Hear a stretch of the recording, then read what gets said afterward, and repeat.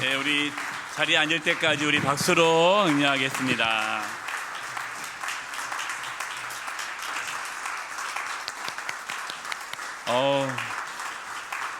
너무 어려운 곡을 찬양으로 했고요. 가사가 너무너무 심오하고 신학적으로도 깊이 있는 말씀이에요. 하나님의 나라. 정말 이해하기 어려운 가사 하나하나를 신학기로 졸업해야 겨우 이해할 수 있는 가사를 중등부가 이렇게 하나님께 찬양 올려드렸어요. 대단합니다. 우리 다시 한번 우리 중등부 친구들 박수로 격려했으면 좋겠습니다. 잘했어요. 예. 하나님께서 저에게 주신 말씀은 복입니다. 그래서 우리가 연말에도 또 신년 특세에도 연초에 계속해서 지금 하나님의 복에 대한 말씀을 나누고 있어요. 하나님께서는 우리가 하나님의 복을 받아 누리기를 너무나도 원하십니다. 그래서 우리 옆에 분들에게 하나님의 마음을 담아 이렇게 인사하면 좋겠어요. 행복하세요. 네, 한 번 더 할까요? 다른 걸 해보겠습니다. 하나님의 복을 많이 받으세요. 많이 받으세요. 네. 복에 대한 말씀을 나누고 있는데 갑자기 광야라는 주제로 오늘 말씀을 나눕니다. 광야는 전혀 복하고 관계가 없는 것처럼 보여지죠. 광야는 어떤 곳입니까? 물이 없습니다. 먹을 것이 없습니다. 낮에는 뜨겁고 밤에는 춥습니다. 사람이 살 수 없는 곳, 그곳이 광야입니다. 광야는 죽음의 땅입니다. 저주의 땅입니다. 그래서 사람들은 광야를 싫어합니다. 따라서 복을 받으면 내 삶에 광야와 같은 삶을 없을 것이다 라고 생각을 합니다. 물론 그래요. 하나님의 목적지는 광야가 아니죠. 하나님의 목적지는 젖과 꿀이 흐르는 가나안 땅이에요. 하지만 가나안 땅에 들어가려면 반드시 광야를 지나야 합니다. 광야를 지나야 가나안 땅에서 하나님의 복을 누리며 살아갈 수가 있습니다. 오늘 말씀의 제목이 뭡니까?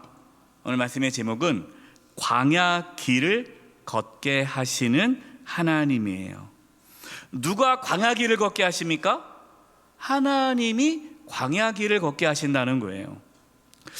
왜 그러실까? 하나님은 우리가 편하게 살기를 원하실 텐데 왜 하나님은 우리에게 광야의 길을 걷게 하실까? 광야의 길을 걷는다는 것은 어떤 의미일까? 이 부분에 대해서 오늘 말씀을 나누려고 합니다.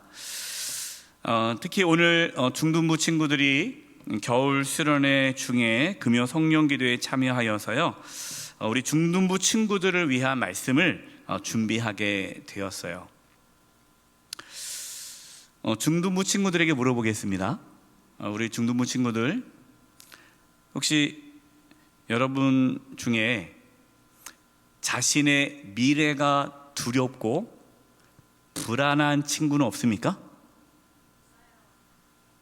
없어요? 있어요. 그래요. 고마워요. 네.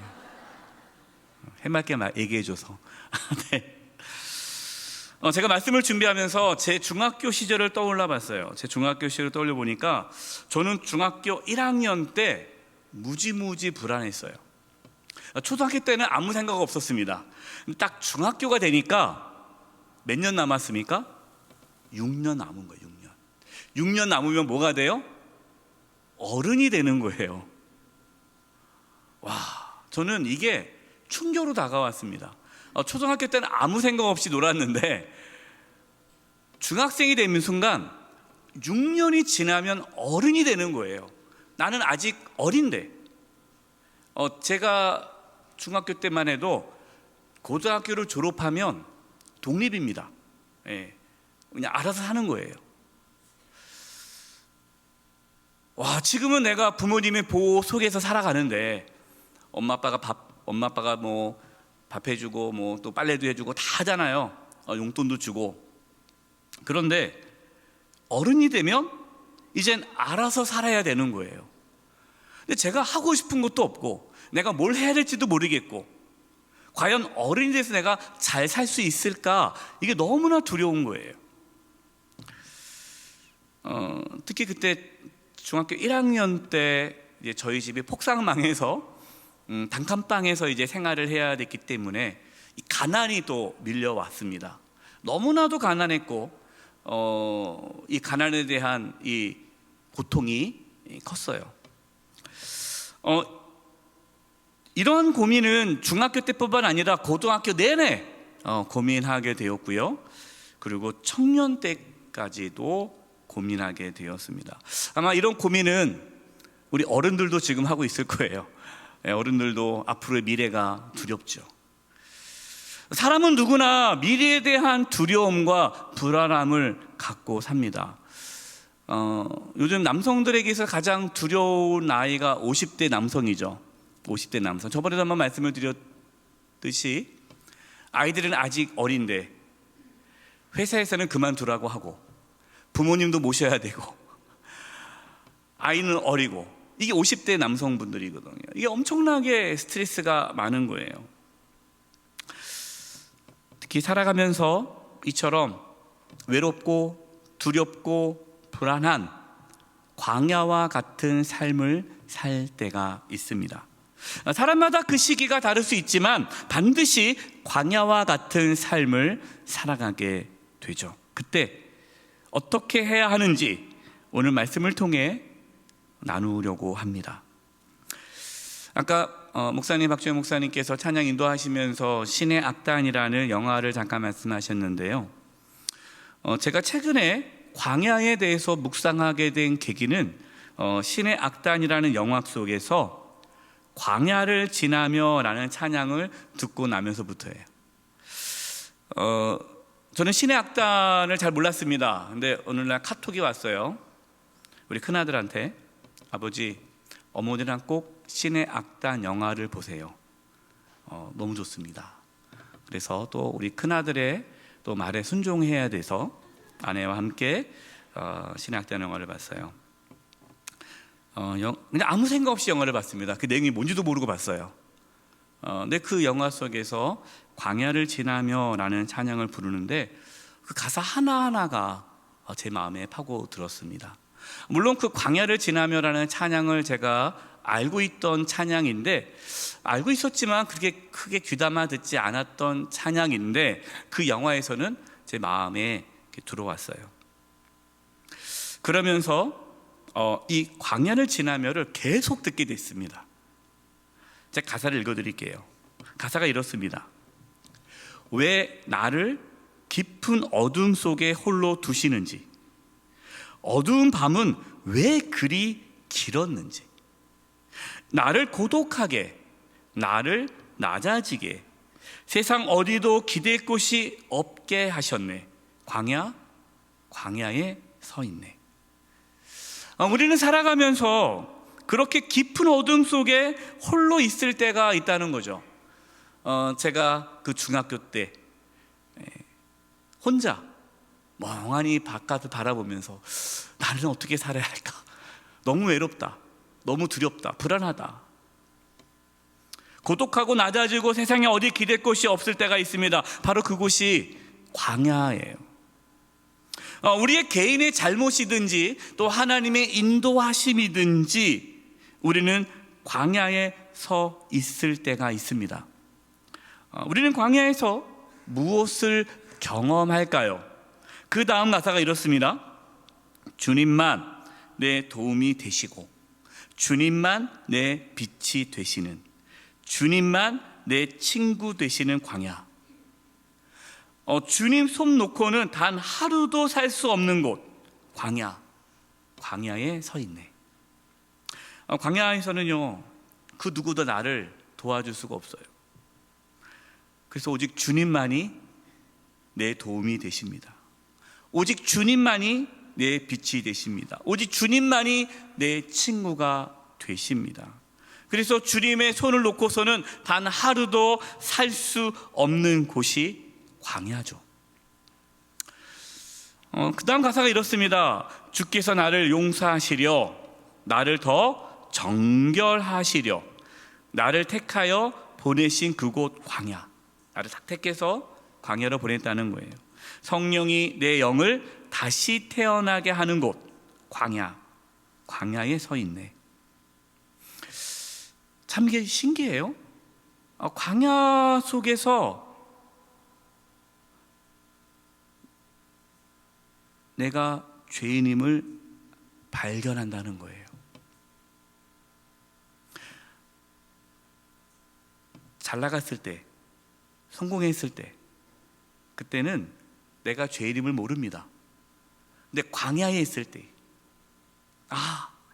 내가 연약하구나, 내가 죄인이구나, 이것을 깨닫게 하시고 주님께 용서를 구하죠. 그래서 광야에서 우리는 죄 사함의 기쁨을 누릴 수가 있어요. 나를 더 정결하게 하시려고, 나를 더 하나님 앞에 굴복하게 하시려고 하나님은 우리를 광야에 서 있게 하십니다. 그때는 모르죠. 왜 하나님 나에게 이러한 시간을 갖게 하십니까? 내가 뭘 잘못했다고 왜 나에게 이러한 시련을 주세요? 저 사람은 나보다 더 나쁘게 살았는데, 저 사람은 참 편하게 사는 것 같고 왜 나에게 이러한 시련을 주십니까? 잘못해서가 아니라 우리를 정결하게 하나님 앞에 더 온전히 서도록 하기 위해 하나님 우리를 택하여서 광야로 보내셨다라는 겁니다. 마지막 가사가 이래요. 내 자아가 산산이 깨지고 높아지려 했던 내 꿈도 주님 앞에 내어놓고 오직 주님 뜻만 이루어지기를, 나를 통해 주님만 드러나시기를 광야를 지나며. 광야에 있을 때 깨어짐을 경험하죠. 자신이 할 수 있는 게 아무것도 없다라는 것을 경험하게 됩니다. 여러분, 이것이 광야예요. 혹시 살아가면서 내 힘으로 할 수 없다는 것을 경험한 적이 있습니까? 광야에 서 있는 거예요. 될 것 같은데 안 되잖아요. 나중에 고등학교 때 공부하면 성적이 나올 것 같은데 안 나오죠. 그럼 광야에 서 있는 거예요.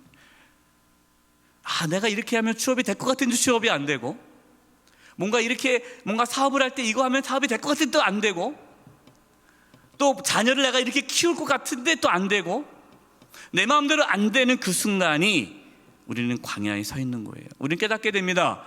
뭘 깨닫습니까? 내가 할 수 있는 게 없구나. 그걸 통해서 내가 깨어지는 거죠. 우리를 철저하게 하나님 앞에 엎드리게 만듭니다. 겸손하게 합니다. 바로 이것이 하나님께서 우리를 광야의 길을 걷게 하신 이유입니다. 저의 삶에 광야가 없었다면 저는 청년 때에 하나님을 못 만났을 거예요. 물론 하나님은 다른 방식으로 저를 또 만나 주셨겠지만, 그때 중고등학교 시절에 그렇게 암흑같은 시간을 보내지 않았다면, 또 청년 때에 그렇게 불안하고 두렵고 정말 나를 도와줄 수 있는 사람이 아무도 없다는 그런 상황이 놓여 있지 않았다면, 우리 쉽게 말해서 우리 부모님이 돈이 많았다면, 제가 능력이 많았다면 저는 하나님을 찾지 않았을 것 같아요. 저는 어쩔 수 없이 하나님을 찾았어요. 왜? 살 수 없었기 때문에. 그러니까 하나님밖에는 내가 살 수 있는 길이 없었기 때문에 하나님은 저를 그 광야로 몰아 세우셨어요. 그때 하나님을 만났습니다. 그리고 그 광야에서 하나님의 역사를 경험했어요. 제 인생에서 가장 하나님을 가깝게 느꼈던 때가 언제냐? 그때예요. 아무것도 없었을 때, 차비가 없어서 걸어가야 했을 때, 먹을 것이 없어서 굶었을 때, 그때 하나님을 가장 가깝게 느꼈고요. 정말 하나님의 인도하심을 경험한 순간들이었어요. 제가 힘들 때, 목회하면서 힘들 때 그때가 떠오릅니다. 그러면요, 그때 하나님의 역사하심을 다시 떠오르면 두렵지가 않게 되죠. 오늘 나눌 신명기 8장 말씀은 하나님께서 이스라엘 백성들을 광야 길로 인도하신 이유에 대해서 이렇게 말씀합니다. 신명기 8장 2절이에요. 네, 하나님 여호와께서 이 40년 동안에 내게 광야 길을 걷게 하신 것을 기억하라. 이는 너를 낮추시며 너를 시험하사 내 마음이 어떠한지 그 명령을 지키는지 지키지 않는지 알려 하심이라. 하나님께서 왜 이스라엘 백성들을 애굽에서 나오게 하신 다음에 바로 가나안 땅으로 인도하지 않으시고 40년 동안 광야의 길을 걷게 하셨을까요? 이유가 뭐라고 말씀합니까?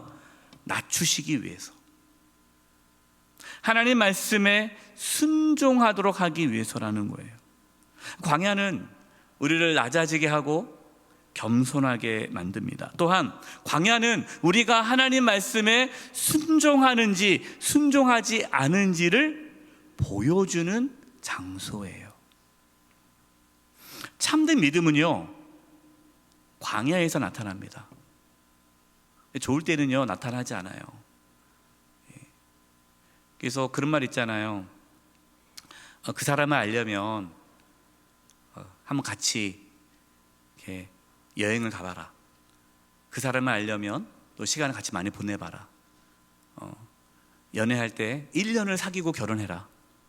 물론 저는 3개월 만에 결혼했지만 1년을 사귀고 결혼해라. 이거 뭡니까? 그 안에 좋은 일이 있지 않다는 거예요. 여행을 하다 보면은 막 이렇게 여러 가지 어려운 일이 생기다 보면 그때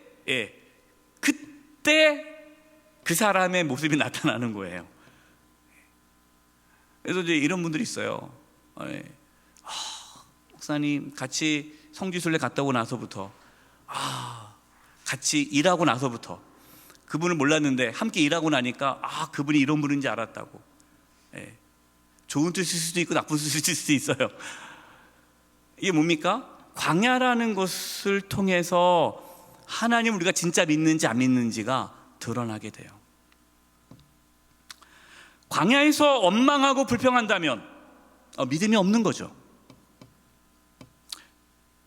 그러나 광야에서 믿음이 있으면 원망하고 불평하지 않고 하나님의 인도하심을 경험하게 됩니다. 저는 이 믿음이 우리 중등부 친구들에게 있기를 바랍니다.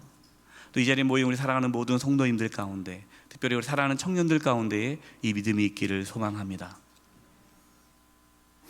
신명기 8장 3절과 4절이에요. 너를 낮추시며 너를 줄이게 하시며 또 너도 알지 못하며 내 조상들도 알지 못하던 만나를 내게 먹이신 것은 사람이 떡으로만 사는 것이 아니요 여호와 입에서 나오는 모든 말씀으로 사는 줄을 내가 알게 하려 하심이니라. 이 40년 동안에 내 의복이 헤어지지 아니하고 내 발이 부르트지 아니하였느니라. 아멘. 놀라운 일이 벌어졌어요. 하나님께서 40년 동안 매일 만나를 주십니다. 물론 안식일에는 주시지 않았어요. 그 토요일 날, 이제 그 전날, 금요일 전날 2배를 줬기 때문에 안식일을 지키도록 하기 위해서. 그 이유가 뭡니까? 사람이 떡으로만 살 것이 아니요 하나님의 말씀으로 살아간다는 것을 보여주기 위해 매일 만나를 주셨어요. 근데 사실 만나를 주지 않으면 안 됩니다. 광야에서는요, 먹을 것이 없어요. 농사를 지을 수 없습니다. 그러니까 하늘에서 만나가 내리지 않으면 죽는 거죠.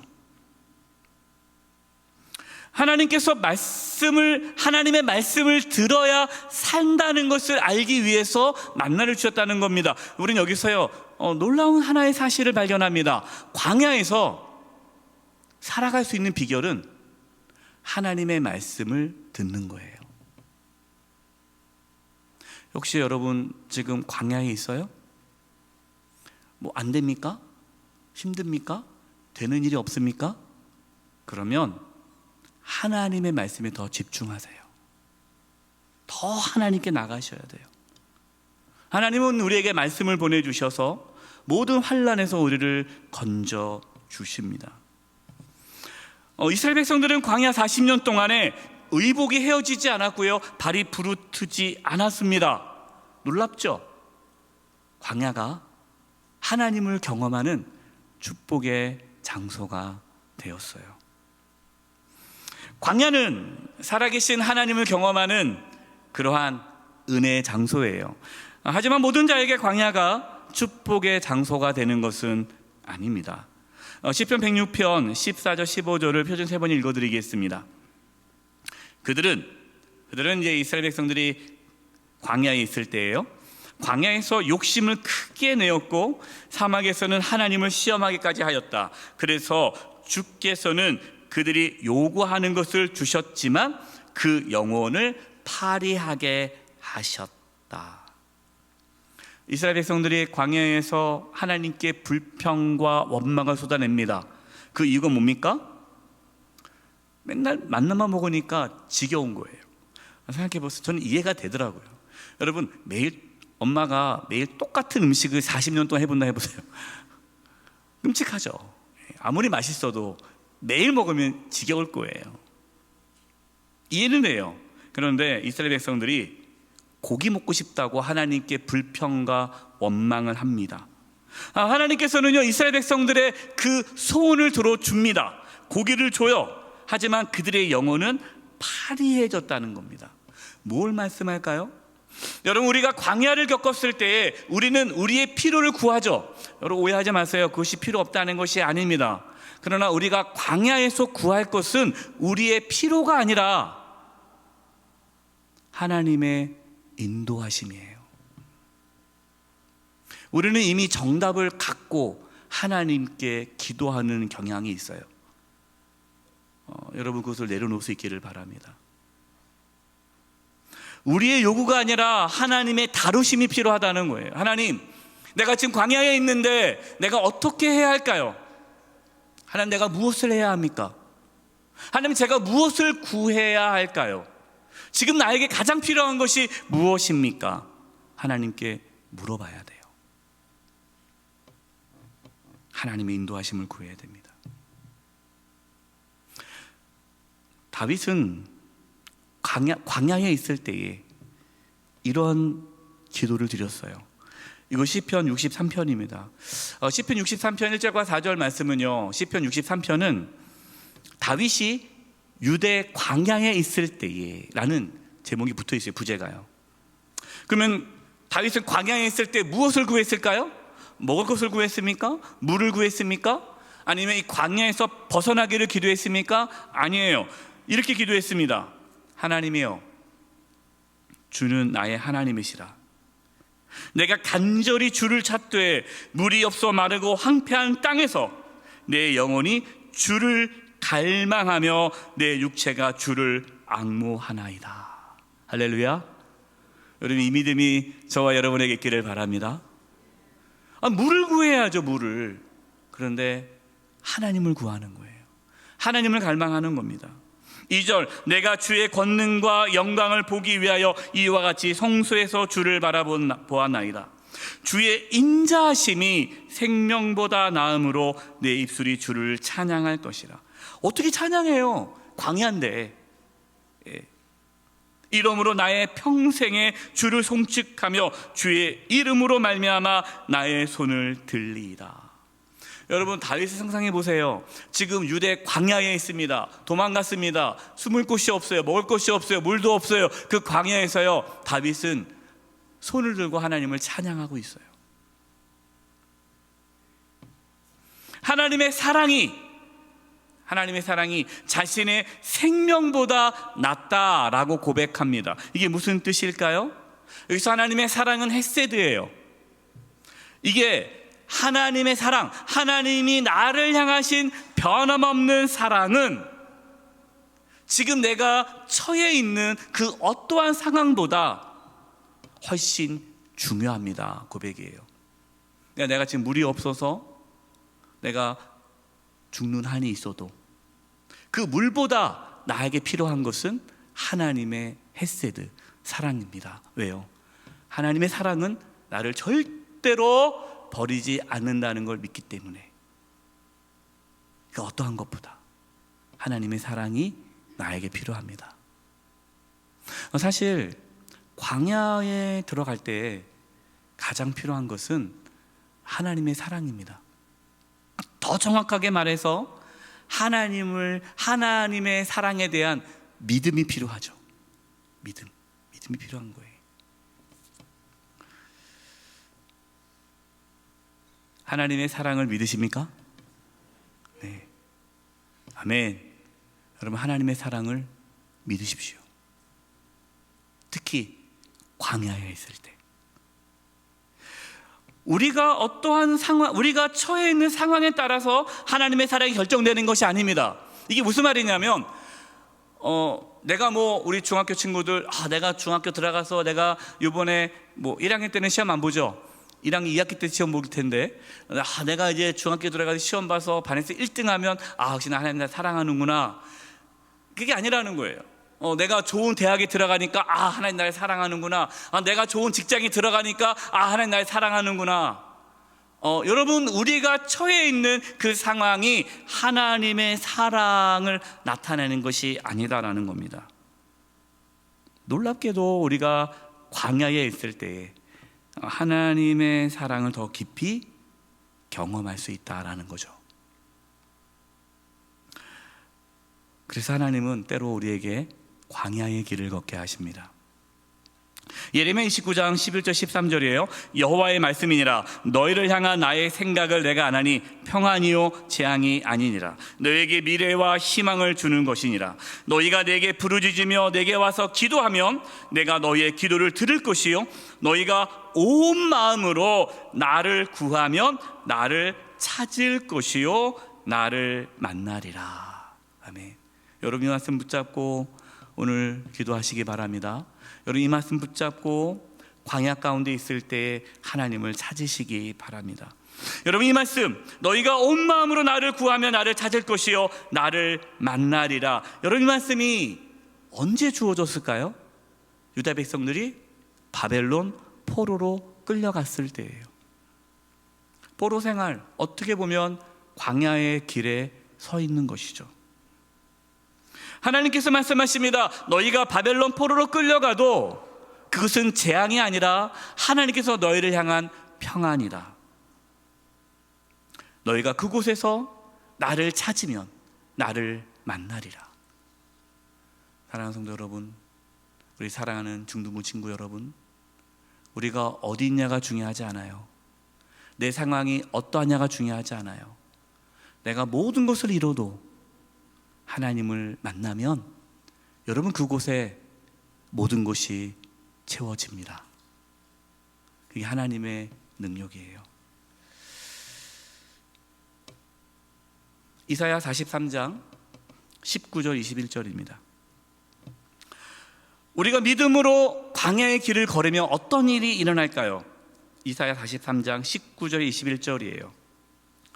내가 이제 새 일을 하려고 한다.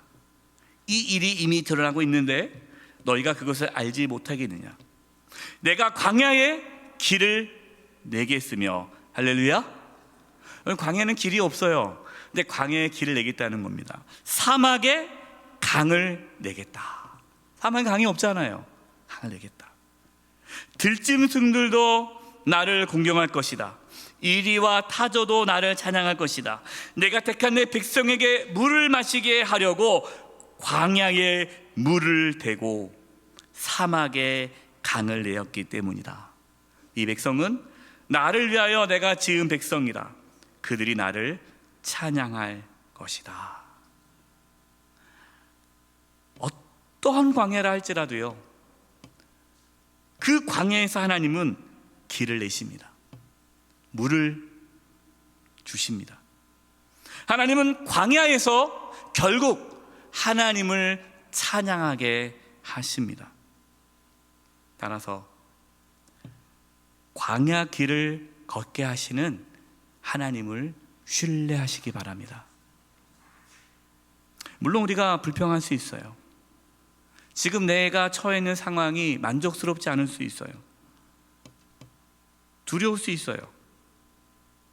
그때 광야를 걷게 하신 하나님을 기억하십시오.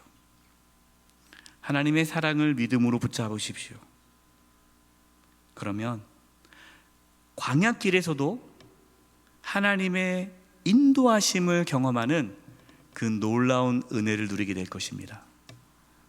이 은혜가 우리 사랑하는 중등부 친구들과 우리 사랑하는 모든 성도님들, 우리 청년들 가운데 경험되어지기를 주님의 이름으로 축원드립니다.